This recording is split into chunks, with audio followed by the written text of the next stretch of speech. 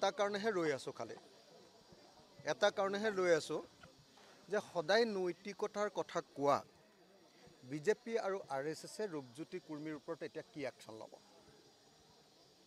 অসমৰ মুখ্যমন্ত্ৰীয়ে যে গোটেই অসমৰ মানুহক আন সকলো মানুহ বেয়া আৰু অকল বিজেপিৰ মানুহকেইটা ভাল বুলি কৈ থাকে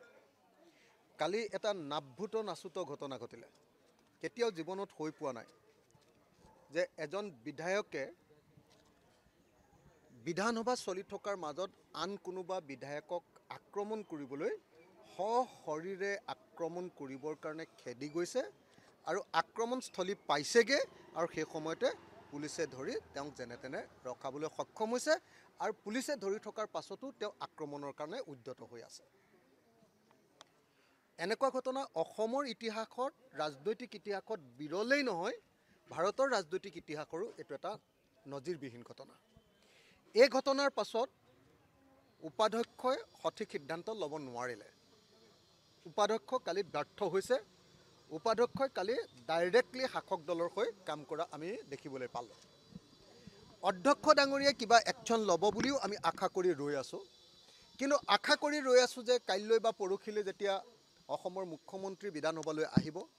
অসমৰ মুখ্যমন্ত্ৰীয়ে বিধানসভাত ইয়াৰ ওপৰত বিবৃতি প্ৰদান কৰিব আৰু আমি শুনিবলৈ পাম যে এনেকুৱা ধৰণৰ নিকৃষ্ট কাম কৰাৰ কাৰণে ৰূপজ্যোতি কুৰ্মীক বিধায়ক ৰূপজ্যোতি কুৰ্মীৰ ওপৰত দলে শাস্তিমূলক ব্যৱস্থা গ্ৰহণ কৰিছে বিজেপি দলে RSSে আৰু লগতে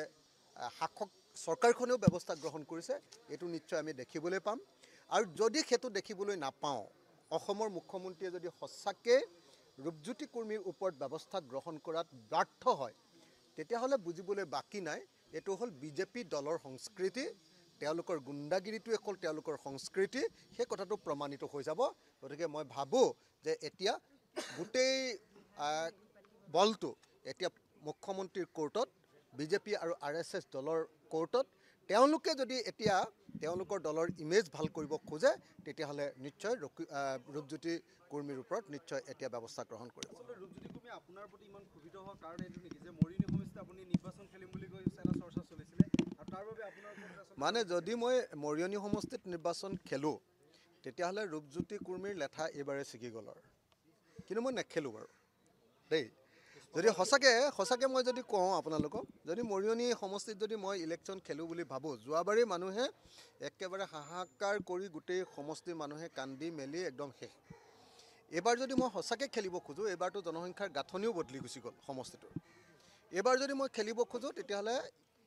এই বিধানসভাখনেই ৰূপজ্যোতি কুৰ্মীৰ কাৰণে শেষ বিধানসভা তেওঁ আৰু কেতিয়াও জিকিব তাত নোৱাৰে তেওঁ ভয় খাই আছে যে মই সঁচাকৈ ইলেকশ্যন খেলিমগৈ নেকি তেওঁৰ টেনশ্যনত আছে তেওঁৰ দুটা টেনশ্যন এটা টেনশ্যন হ'ল এইবাৰ ইলেকশ্যনত হাৰিব নেকি আনটো টেনশ্যন হ'ল তেওঁক মানে কংগ্ৰেছে তেওঁক ইটো নিদিলে সিটো নিদিলে বিজেপিও একো নিদিলে এতিয়া সেইকাৰণে দুইটা টেনশ্যনতে তেওঁ চাগে হতাশগ্ৰস্ত হৈ এইটো কৰিছে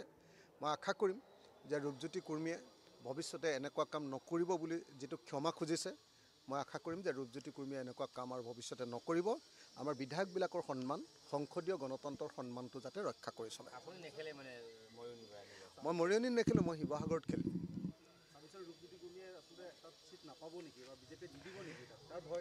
মানে এইটো দিবতো নালাগে আচলতে